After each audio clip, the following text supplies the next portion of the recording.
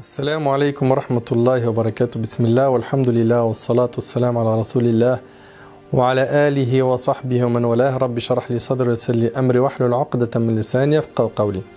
Mes frères et sœurs, aujourd'hui avec l'aide d'Allah tabarak wa ta'ala, on commence une nouvelle série, un jour dans la vie d'un musulman. Certains pourraient se demander pourquoi ce thème. La réponse est que beaucoup de gens ne connaissent pas assez la valeur du temps. Et je tiens à vous rappeler que le temps est ce qu'on a de plus précieux dans cette vie. Mes frères et sœurs, par Allah Azza wa Jal, le temps est un trésor que beaucoup de gens négligent. Selon Ibn Abbas, le prophète a dit « Il y a deux bienfaits que beaucoup de gens n'apprécient pas à leur juste valeur, la santé et le temps libre, et c'est rapporté par l'imam al-Bukhari. » Et selon Amr ibn Maymoun, le prophète a dit « Profite de 5 choses avant 5. Profite de ta vie avant l'avènement de ta mort. » Profite de ta vie, tu es vivant. Et quand on dit profite aux gens, ils pensent que profiter, c'est jouer, manger, voyager, s'amuser, aller au ciné, etc., etc., etc., etc. Certes, ça fait partie des amusements, des plaisirs que les humains aiment. Mais quand on dit profite, c'est surtout profite des adorations. Profite de ton temps pour mieux te rapprocher d'Allah subhanahu wa ta'ala. Profite de cette vie pour mieux préparer l'autre. Également, le prophète, après avoir dit profite de ta vie avant ta mort, il dit alayhi salatu wassalam, profite de ta santé avant ta maladie. Toi qui as la santé, c'est maintenant que tu dois optimiser ton temps. Profite de ta santé. Le jour où tu es malade, tu dis subhanallah, comme j'aurais aimé prier, comme j'aurais aimé pouvoir me prosterner, comme j'aurais aimé pouvoir lire le Coran, mais je suis incapable, je suis cloué au lit. Profite de ta santé avant ta maladie. Profite de ton temps libre avant d'être occupé. Profite de ta jeunesse avant ta vieillesse. Profite de ta richesse avant de devenir pauvre, et c'est rapporté par An-Nasa'i. Subhanallah, Allah tabaraka ta'ala, il t'a donné des biens. Profite de ces biens. Profite de l'argent que tu possèdes pour te rapprocher d'Allah tabaraka ta'ala. Mon frère, ma soeur, comprends bien ce qu'a dit notre prophète alayhi salatu wassalam. Tu dois profiter de ces 5 choses et rappelle-toi qu'Allah tabaraka ta'ala va te juger sur tout ce que tu as fait dans ta vie. Un jour, tu seras devant Allah subhanahu wa ta'ala sans avocat. Seules tes œuvres te serviront. Adi radiyallahu anhu rapporte que le prophète alayhi salatu wassalam a dit « Il n'est pas un seul d'entre vous à qui Allah ne parlera pas sans l'intermédiaire d'un interprète. Il regarde à sa droite et n'y voit que ce qu'il a avancé. » C'est-à-dire quand il va regarder à sa droite, il verra que ses bonnes actions. Il regardera à sa gauche et n'y verra que ce qu'il a avancé, c'est-à-dire les mauvaises actions. Il va regarder devant lui et n'y verra que le feu de l'enfer tout près de son visage. Aussi, mettez-vous à l'abri du feu, ne serait-ce que par un morceau de date. Et celui qui n'en trouve pas, par une bonne parole rapportée par Bukhari Muslim. Allahu Akbar, subhanallah.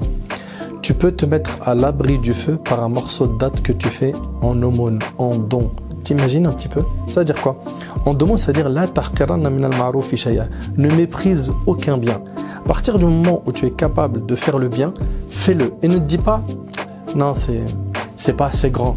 Moi, je vise que les grands projets qui rapportent beaucoup de hasanat. Mon frère ainsi que toi, ma sœur, ne méprise aucun bien, ne ferme aucune porte de bien. Dans un hadith rapporté par l'imam al-Tirmidhi, selon Abi Barz al-Aslami radiyallahu anhu, le prophète alayhi salatu wassalam, il nous enseigne que tous les êtres humains, le jour du jugement, seront soumis à 4 questions. Essaye d'imaginer que tu as déjà les questions à l'avance du grand examen, l'examen du jour du jugement. 4 questions. 4 questions auxquelles on devra répondre. 1. Ta vie, comment tu l'as passée? Analyse ta vie. Comment ta journée passe en général? Regarde quand tu prends ton téléphone dans ta main, qu'est-ce que tu regardes? Ton cœur, il penche vers quoi? T'aimes quoi? T'écoutes quoi? T'aimes ce qui te rapproche d'Allah ou ce qui tue ton temps et te mène à la destruction de ton âme? Sache qu'Allah va te poser cette question. Ta vie, qu'est-ce que tu en as fait? Deuxième question, ta jeunesse, comment l'as-tu passée? C'est le moment de notre vie où on a pu réunir l'intelligence, la raison, la force. On a beaucoup de capacités. Troisième question, ton argent. Comment l'as-tu gagné et où l'as-tu dépensé? Ça ne suffit pas de le gagner dans le halal. Il faut le dépenser également dans le halal. Ça ne suffit pas de le gagner dans le halal. Ça veut dire que tu n'as pas le droit d'acheter avec ce qui est illicite. Tu n'as pas le droit de le gaspiller. Tu auras donc 2 questions sur ton argent. Et attention à ceux parmi vous qui gagnent leur argent de manière illicite. Attention, le prophète alayhi salatu wassalam a dit « Toute chair qui s'est nourrie de l'illicite, c'est l'enfer qui lui convient le mieux. » 4e question, ta science, qu'en as-tu fait? Tu as appris beaucoup de choses. plein de discours sont rentrés dans tes oreilles. Et certains ont même touché ton cœur. Est-ce que ça a changé quelque chose en toi? Patience, qu'en as-tu fait? Celui qui est jeune et qui fait des efforts dans cette dunya, dans cette vie, sera sous l'ombre du trône d'Allah tabaraka wa ta'ala, comme dans le hadith d'Abu Hurayra radiyallahu anhu, où le prophète sallallahu alayhi wa sallam a dit: 7 personnes seront ombragées par l'ombre du trône d'Allah le jour où il n'y aura d'ombre que la sienne. Parmi eux, un jeune homme qui a grandi dans l'adoration d'Allah subhanahu wa ta'ala. Subhanallah. Un jeune homme qui a grandi dans l'adoration d'Allah. Et ce hadith est rapporté par Bukhari Muslim. Dans notre communauté, il y en a beaucoup qui ont profité du temps et qui ont été des exemples dans l'utilisation du temps. Prends exemple sur notre prophète sallallahu alayhi wa sallam, qui en 23 ans a été la cause de la conversion de dizaines de milliers de personnes de son époque. Et il en aura leur récompense jusqu'au jour du jugement. Je reviens à dire que ta vie est ce que tu as de plus cher. Optimise le temps. Optimise le temps de ta vie. Profite de chaque minute pour te rapprocher d'Allah subhanahu wa ta'ala. Ne laisse pas passer un jour sans en profiter. Ibn Mas'ud radiyallahu anhu, ce noble compagnon, a dit: la chose que j'ai regretté le plus de ma vie, c'est quand un jour passait et que mes œuvres n'avaient pas augmenté. L'imam Abu al-Wafa al-Hanbali rahimallah disait: pour moi, il est interdit de perdre 1 heure de ma vie. Et quand j'arrive à un stade où je suis en train de lire et écrire et que je n'y arrive plus et que je suis épuisé, je me repose tout en réfléchissant sur ce que je vais écrire par la suite. Sa réflexion ne se repose pas. Il ne perd pas une seule seconde. Toi aussi, ne perds pas une seconde. Lis, réfléchis. Cherche ce qui pourrait améliorer ta situation, celle de ta communauté, celle de ta famille.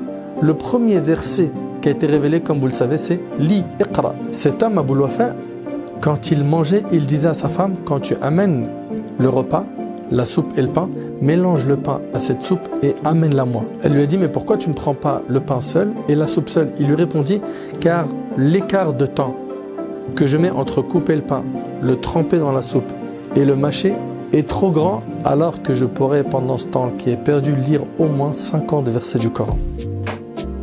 Qu'est-ce que vous en pensez? L'imam Abu al-Barakat, le grand-père de Cheikh al-Islam Ibn Taymiyyah rahimallah, c'était un homme impressionnant. Quand il entrait pour faire ses besoins aux toilettes, il demandait à un de ses enfants de venir de lire à haute voix en se mettant à côté des toilettes pour qu'au moins ses oreilles puissent profiter du temps qu'il était en train de perdre aux toilettes. Vous le savez que on ne parle pas dans les toilettes. Et bien lui, il voulait au moins profiter des livres de science. Et c'est pour cela que quand il rentrait faire ses besoins, il demandait à quelqu'un de venir lire devant la porte des toilettes. Subhanallah. Mon frère, ma soeur, optimisons notre temps. Et retenez que les actions ne valent que par leur fin, comme c'est rapporté par l'imam al-Bukhari. Le Nabi sallallahu alayhi wa sallam, il a dit quoi? Innamal a'mal bil khawatim. Donc, à travers cette série, on va voir, Inch'Allah, comment optimiser nos 24 heures. Je vais essayer, Inch'Allah, durant toute cette série, de prendre chaque moment de ta journée et de te proposer des bonnes actions que tu pourrais faire. Dans la prochaine vidéo, Inch'Allah, on vous parlera du réveil.